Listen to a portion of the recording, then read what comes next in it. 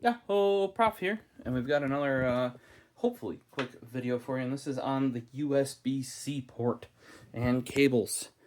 Much like Micro B, on USB-C, the cable is designed to be the thing that wears out, and it has in that case. I'll get the item that it broke on in a second here. The other thing I was going to touch on with this is I am working on ordering more. I always use these guys for my, it doesn't have to be cable control, they are a good brand, but I use this size, which is the 18-pound, because that's how at least they're done in the US. 18-pound, that's the thinner size cable tie, right? But I spend a little bit more and get the 8-inch. Normally you'd see these, like if you go into your Walmart, in your Best Buy, in your Home Depot, they're going to be in the 4-inch variety, which for a lot of things is not, well, it might make it around the item because maybe you're going that thick at most, or if you're on the 24-pin that thick at most, it would make it. It just makes it a lot easier to route and pass through with this longer cable.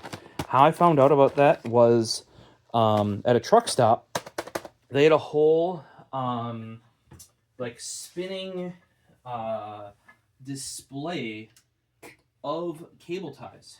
I forget the brand. I think I still have some around here that are like super chonk, because the opposite is also useful in my opinion, depending on what you're doing, is I got some that are like this wide, but they're only like 8 inches long or something, maybe even less. But that at that truck stop, it was a pretty big one.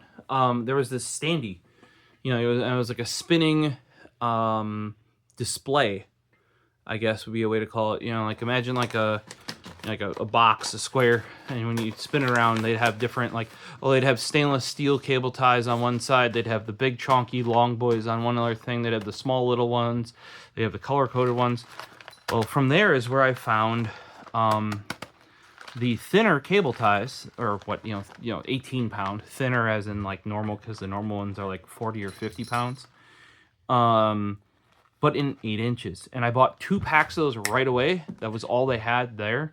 And I looked up that specific brand online. They were quite expensive, actually more expensive than I had paid in person. But I don't think that brand was keen on selling directly, right? So that might be why they cost so much online.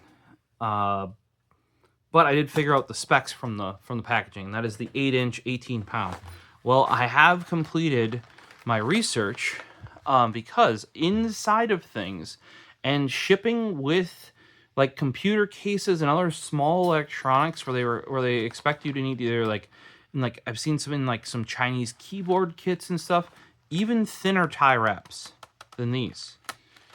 Except if you go by US standards, the 18-pound tie wrap is the thinnest one.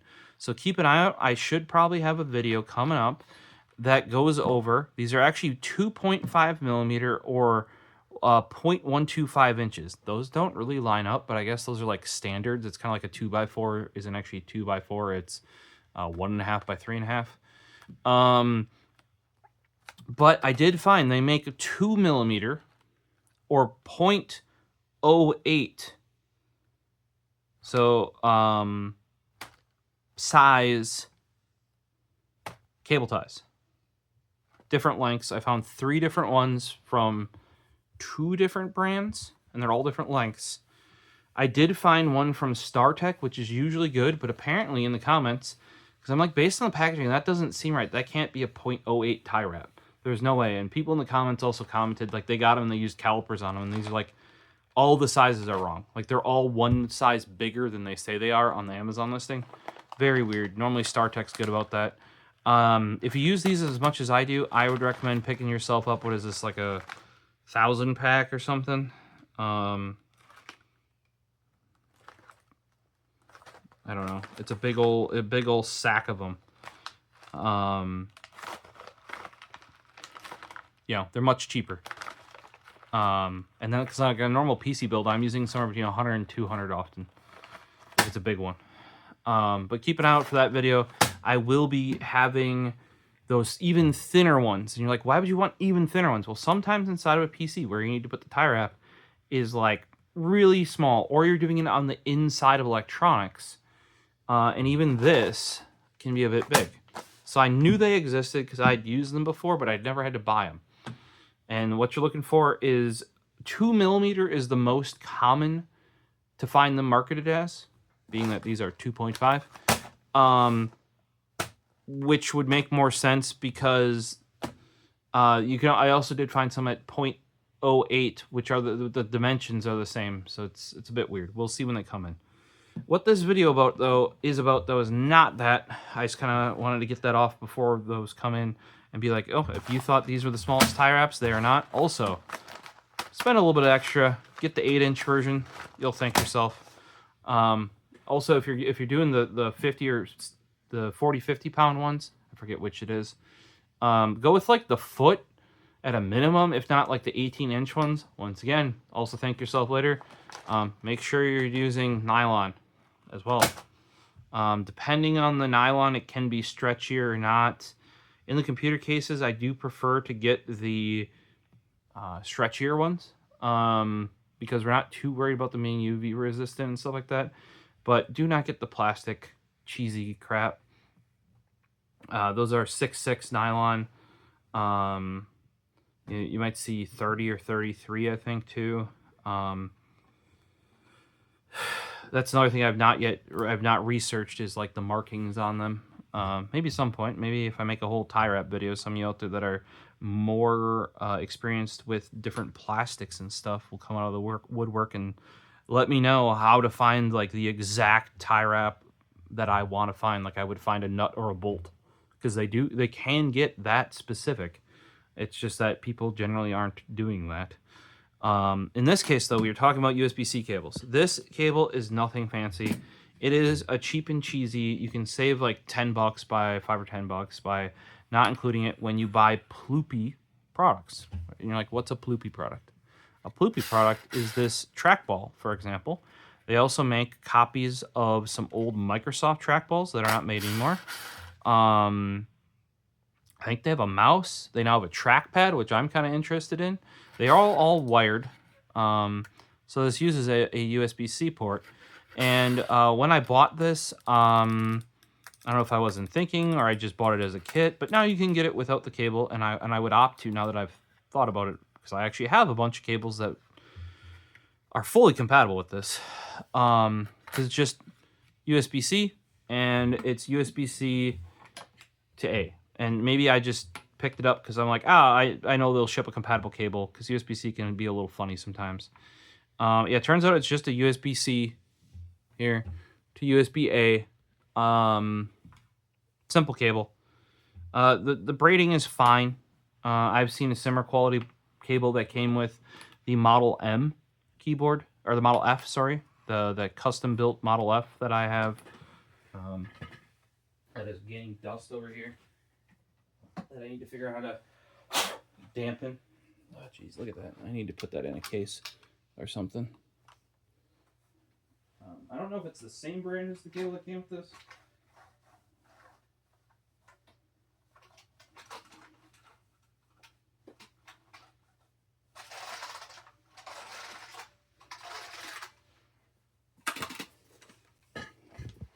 I can show you real quick why this needs...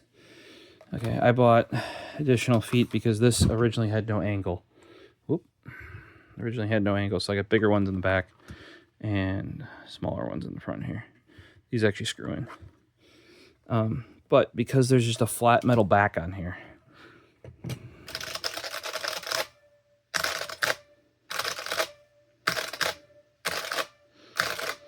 you hear that ring at the end? I gotta get rid of that. I think some dampening along the back might help. But if you look in there, USB-C is way in there. I ended up finding out chubby cables fit perfectly. So that's what I plan to use going forward. But they shipped a very similar cable to what this Ploopy has. And maybe that's just what's available to the DIY crowd. Actually, here's the cable.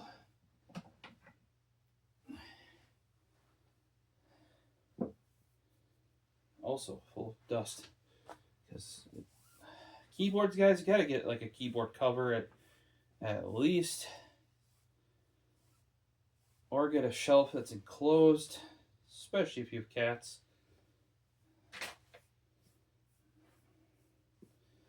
This is a 10-foot. Here, this guy's a 10-foot, but that braiding on here, very, very similar to this.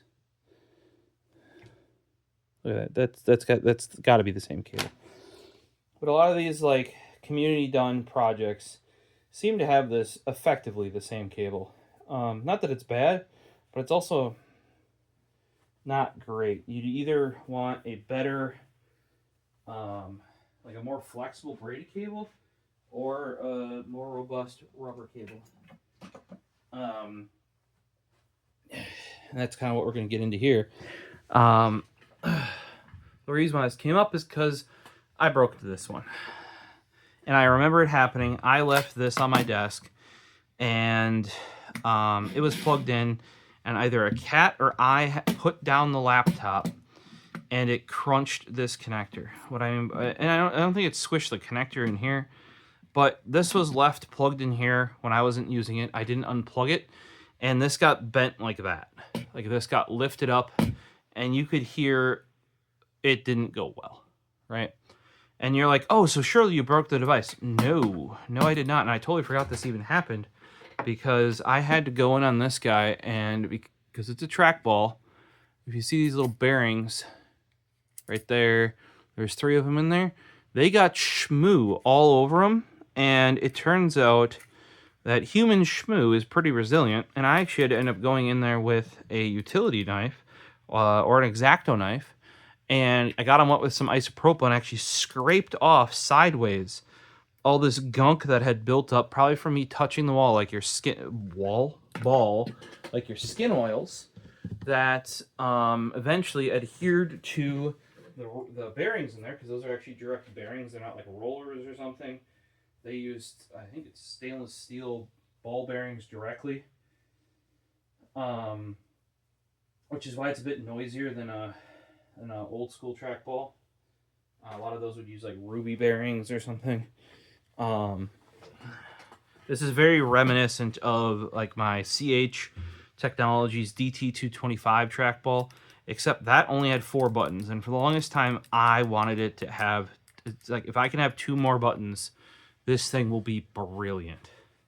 And the Ploopy came out, and it actually uses a snooker ball, not a pool ball. You're like, that looks like kind of like a pool ball. It is, but it isn't. And this is something that people would mess up when they'd order custom balls for their trackballs way back in the day. Like if you have a CST or a CH trackball, proper balls, but they're bigger slightly, they would end up ordering snooker balls or vice versa. And in this case, they end up going with a snooker ball so they can make the rest of the trackball smaller. It's just a little bit handier, a little bit easier to handle, because my CH one is a good bit, 20-30% bigger, I'd say, if I got that out. Well, what happened, okay? So either, I don't remember if something hit this connector and forced it to go like this, or I lifted this up and it went crack, but something went crack. And what ended up happening, and you will not hear it, but when this gets put in here, there is no positive click in. There's nothing. It just fall like, and if you like, and it feels like it doesn't go in all the way. Yeah, that's because like I said, something lifted up this side or pushed down like that, and it went curse. I heard something go crunch, and I was like, I'm not using the trackball right now, and I just didn't think about it until this Friday when I'm working from home and my hand's getting a little, actually not my hand, but my wrist was getting a little like, because of using mice all the time, and I'd recently put too many hours into Tales of Burstia, because I started playing, JRPGs again a little bit, or just that one for now, but I wanted to play a JRPG, and I hadn't started that one, so I'm like, let's go. And I've put way too many hours into that already. Yeah, so I didn't think about it, but then when my wrist was kind of, I don't even know if wrist's here. So his forearm, I guess, was sore. I'm like, oh, I got the trackball sitting right there. And it was all dusty. I cleaned it up. Then I had to scrape out these. And I'm like, oh, I remember why I stopped. It's because the ball didn't roll properly because the bearings were all gummed up. And I had to do that. So I took I took a break. And on my break, I cleaned this up so I could use it. And then I found out that this guy wasn't working because it wasn't snapping in. And at that point, I had at least unplugged it and put it off to the side. Well, what did I do? Okay, so I go in my drawer over here. I get out. I always have 2 quality data USB-C cables. Then I have, these are in the 1 to 2 foot range. And then I also have what's plugged into the camera right now. I got some chubby cables for charging, or I have some Native Union ones over there that are 8 foot rather than 10 foot. The 10 foot is nice to have, but these are my quality cables. These are USB 4. These are just before they forced, I mean, in a good way, they actually have to put the data transfer rate and the charge rate on them. These are just before that happened. But basically, if anything happens to these, or if a buddy wants them or something, I just replace them immediately, because I always want 2 of these. And you're like, why 2? Well, often you need to do a transfer from a phone to an external SSD or whatever. 1 is never enough. Now, I mainly use the yellow one because, yellow is my color. Orange is my secondary color, so that's why they're both that. You can even see, like, this yellow is pretty... This is near my optimal yellow, this trackball. So I took one of these because I know these are good cables. If anything were to happen to it, that's why you have 2, too. In case something does happen, you take one of those and you just yeet it, and you go and buy a new one.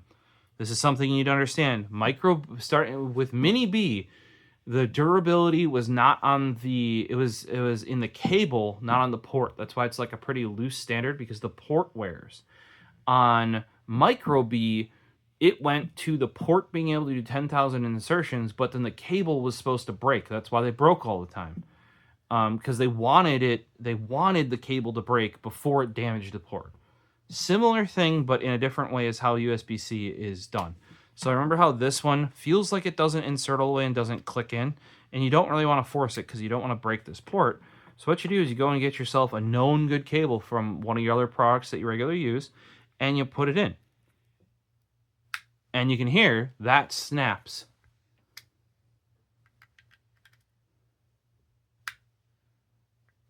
Right? You hear that nice snap? Here's this guy. There is no snap. And it, like I said, it doesn't feel like it's going in far enough.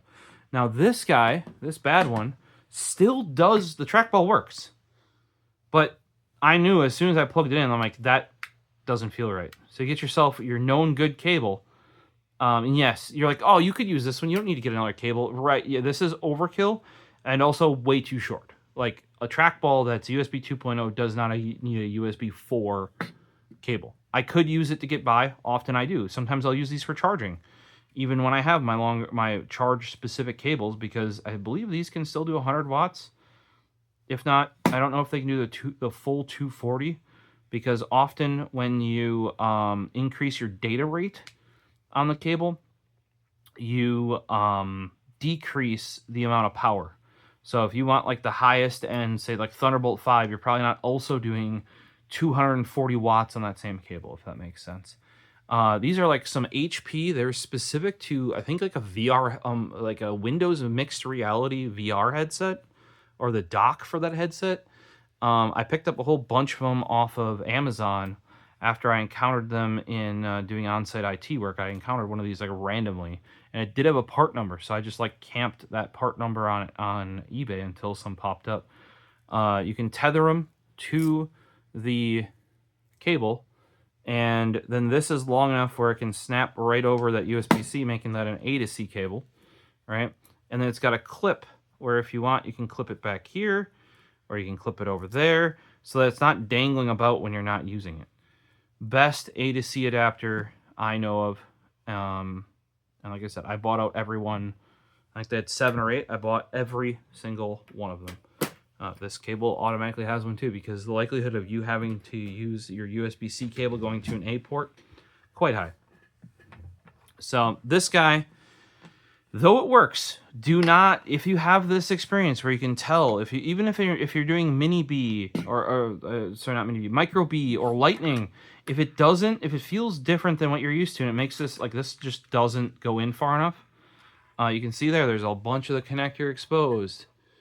Let's zoom in here. Don't continue to use this shit because this is a max $15 cable or something, right? Let's take this guy, plug him in. Yep, you can see it. It makes a nice snap and goes right in. And there's less of that metal showing. So I thought I was going to have to buy a new cable. And I was like, oh, you're dumb. You're dumb. Profist, you're dumb. How many mice do you unbox? How many friggin' mice do you unbox? And then I remembered that Vaxi uses a standard USB-C port. You know, it's not like Razer or some of these other brands that can use like modified USB-C where they have to be adapted to the right shape. So what I did is I went and got this cable, which is from the newer Vaxi mice, like the NP01S. I think that's where this one came from, where it's just a standard rubber A to C, because that's what this wants, is A to C. You know, I got right here. It's just a standard USB 2. I mean, like I said, this cable was fine. A lot of the DIY brands seem to have this same sort of, it's like braided. It's probably braided over a rubber cable that's under there. It's not like a shoestring mouse cable or something. Went and grabbed this because I had it nearby for charging my Vaxi mice and for doing firmware updates and stuff like that. This works perfectly fine. It's a relatively flexible rubber cable. They stopped doing Vaxi stopped doing the like sort of shoestring style because they found, and this is how I do mine, is I just charge mine. Like, and if it dies, I use a different mouse if it's that important, or I'll just switch mice. I would never game while charging the mouse. Like, I'd either wait to game or I'd use a different mouse until that's charged enough to game with. So what they did is they switched to this rubberized one, which is going to be more durable, and also this allowed them to use higher or larger gauge copper wire for the power lines in here, so it can provide more power. Now, after using this, because it is longer than needed, and it's kind of like a bit stiffer because of that thicker gauge wire, I was like, it's fine. And I have a couple of these because I have a couple of Vaxi, as those of you that watch this channel may know. So I could have easily used that. But what this meant is I didn't have to go and buy a replacement for this. So what you do, because I'm the type of crazy person that even though I know this is broken, I will not throw it out for like, oh, maybe I can use it for something else, or maybe it's just not working with this properly. So I've learned over the years that, like, or it's an HDMI cable that I have found that swapping the HDMI cable fixes the issue. You need to throw that cable out. You need to throw it out. However, I've even found myself, I have like a recycling bin that we do not get rid of for electronics that quickly because I have to wait until I can drop it off at a place that will take it for free because I'm not paying to recycle electronics. I'm also not going to improperly dispose of them, right? So what I need to do personally is make it so I cannot use this cable ever again because I know it's bad now.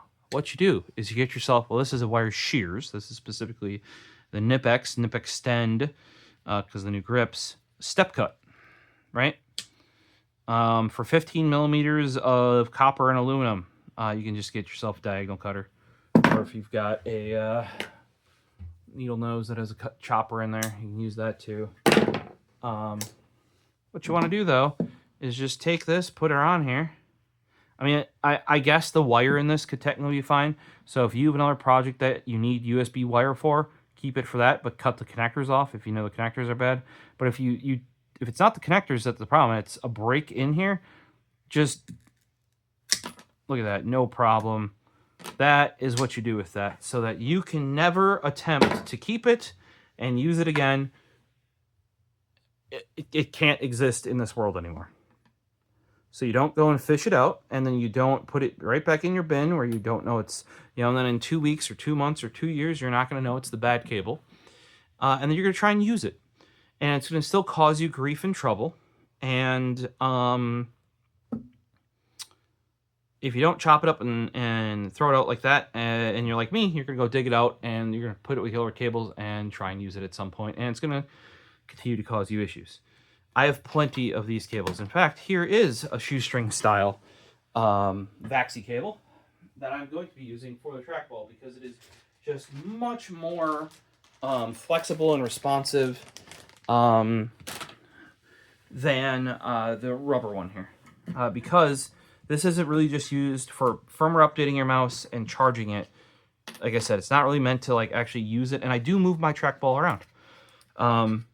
It's got these cork feet, so they do grip, but it also allows you to slide the trackball around to where you want it. Sometimes I have a number pad on the left side, sometimes I have a number pad on the right side. Sometimes I want this close to my keyboard, other times I'm like, I got a wider stance, etc. So I do move it around a little bit.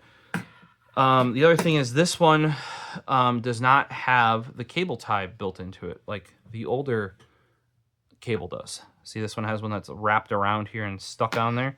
This one has the same kind that Razer uses, that like once you pull off, it doesn't retain onto the cable, so I'd have to provide my own anyway for that. It was just less suited. Now, these older Vaxi ones, which are, the other thing is these older ones, because they're designed to be used with the mouse plugged in and be made wired, it has a ferrite in there. The ferrite is very important to stop because the mouse pulls, right? That'll cause RFI. And a lot of people don't understand that these don't prevent RFI from getting in. They try to prevent RFI from getting out. So then hopefully your mouse, back in the day when you were moving your mouse around, you might have heard it in your speakers. This potentially could help with that because it's going to stop the mouse from sending the as you're moving it from pulling the mouse. Because the USB will pull and then it'll be like, hey mouse, are you moving? And I'll be like, yes, and it'll send it back and it'll make a noise in your unshielded speakers. Potentially that can help with that. That's why any good mouse will have a ferrite bead on there. Now, on the older Vaxi mice, like my Vaxi XE here, it has little holes for some what I call fangs. Do I have one of the cables here? Yes, I do. So I keep this guy around too. It's got the little receiver, place to put the receiver in, and then it's got this cable. And I feel like the camera keeps going more and more and more forward, like it's tipping away from me for some reason, probably because it is.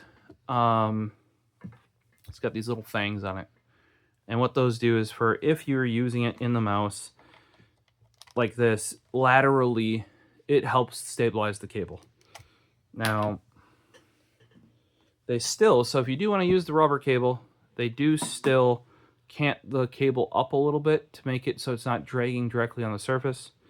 Also, because they use a standard USB-C cable, you plug that in. There really is no play. There's a little bit there. See, so those fangs would have helped with that little bit of play. We've shown this before, but Vaxi does make sure to use a standard size spacing and ports, unlike Apple. So you can take this, which is a VESA certified USB 4 cable, and plug it in and it fits. You cannot do that with basically most competitors, especially Zoe. Use the standards, people, so that when you get a proper cable off a shelf, it's gonna fit. Here's this broken one. That would fit too. If I were to plug it in all the way, which I'm not going to because it's broken. That's another thing. Once this is broken, don't keep using it. If you know it's broken, if you know it doesn't plug it all the way, do not keep using it because you're going to break this. And I can tell you, breaking the port on your device, now the Poopy is fully, you could 3D print this and build this yourself. So replacing that USB-C jack is probably far easier than doing it on your Vaxi XE. But still, do not use a known broken cable. A lot of people would do that back when I would do was an ASP. And they'd be like, oh, but cables are so expensive. Like, just because I keep breaking them doesn't mean I can't keep, I have to keep replacing them or whatever. Like, yeah, it's like, okay, now you're spending enough to replace the jack on your phone, which Apple actually won't do. So you're spending way more than if you would have just replaced your cable properly. So using this cable, I have plenty of these because I have far too many Vaxi mice, right? And I have a whole sack of Vaxi cables, right? And I only have, the only mouse that I have that is wired with a detachable cable is my Vaxi XE. It already has a cable. It's at work. It's living its best life. So what I did is I chopped off those wingadingas. See those little fins? Chopped them off. Because I never use any of my Vaxi mice wired. And realistically, if you really had to temporarily, you could. I just showed you that. You don't need the wings. The newer mice, like the E1, don't even have them. And the newer mice, like the NP01S2, also don't have them. And what do we have? Here's the Sora right there. Doesn't have it. And we got one more around here. This is the XES. Small one. Also doesn't have it. So any of the recent mice do not have the wings. And even some of the ones, if we go into the MP01, which originally had them, they're blocked off now. So we don't have to care. I realistically only need one or maybe a second backup with the wings, just in case. There's plenty in my sack. So I chopped them off. No wings. Yeah, this video is mostly about, if you find out you have a bad cable, do not keep using it. Go and get yourself another one. The other thing is that I was about to go on Amazon and buy another one. I was dumb though. I have a stash of all these cables from all these mice and other electronics. Before you go out and buy another cable, unless you're sure you don't have one, like if I need one of the new like Thunderbolt 5 cables, I know I don't have one of those. Or maybe if it's like over 100 watts, I know I don't have one of those. At least like long enough. Longer than like a foot. But otherwise, there's a high chance that your old phone cable could act as this. And if that's long enough, you don't have to go and buy a new cable then. A lot of the OEM cables, too, are often better than what you're going to find aftermarket, from my experience. Like, the amount that you would have to pay to get a shoestring-style USB A to C cable is far more than this cost for Vaxi to include it with their mouse. And now with the Wingadingas taken off, this snaps right in here. And because this is a, well, it's not a mouse, it's a trackball, but it can still benefit from this little uptick from the cable. So it's not dragging on my, I still put it on my mouse pad until I need to use the mouse. It's not dragging, and it scoots up like that. Perfect way to use a mouse cable that I'm not using is in my trackball. Or, say for example, you got a number pad like this from Glorious, which you can't remap any of this shit to do anything useful. So it's annoying. And clicking this down instead of muting opens the calculator, because that makes no fucking sense. But, if you were to use this instead of the Keychron one, that's the same price and or cheaper and is much, much better.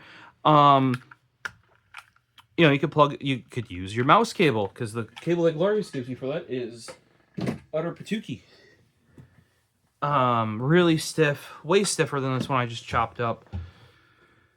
But yeah, so I went with this shoestring style Vaxi cable, cut off the little wings, and this thing was working beautifully for me on Friday.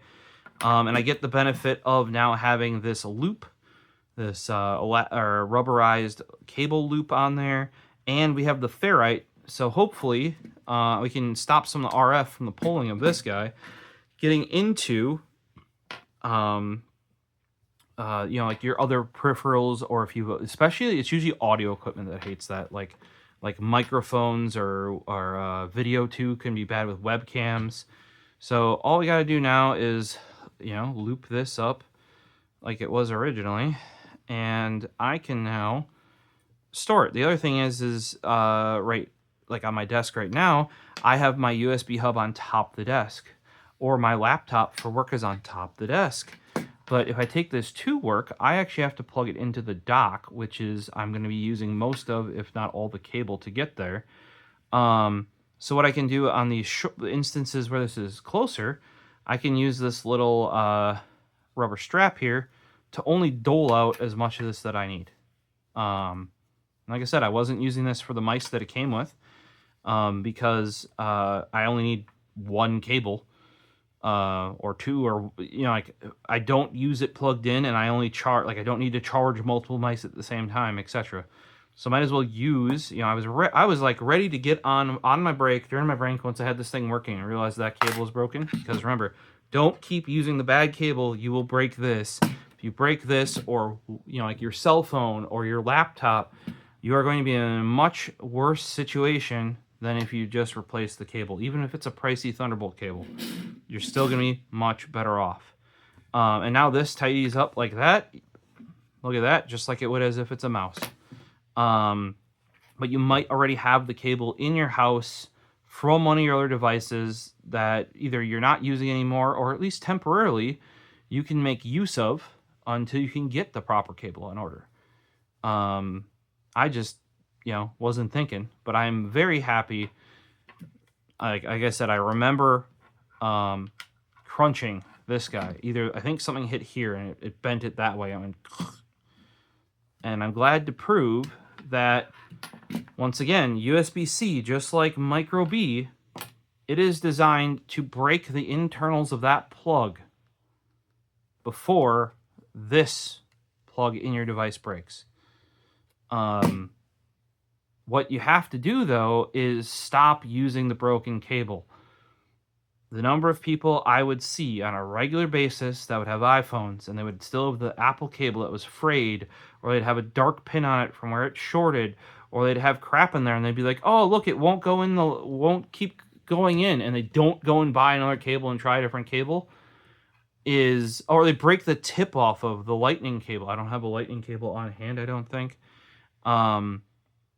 But for those of you that know, the lightning connector is it has like a tip to it before it gets to, yeah, I don't think I have a lightning. I have a 30 pin here. Yeah, it doesn't have lightning cable, but has iPod 30 pin cable. What do you think about that?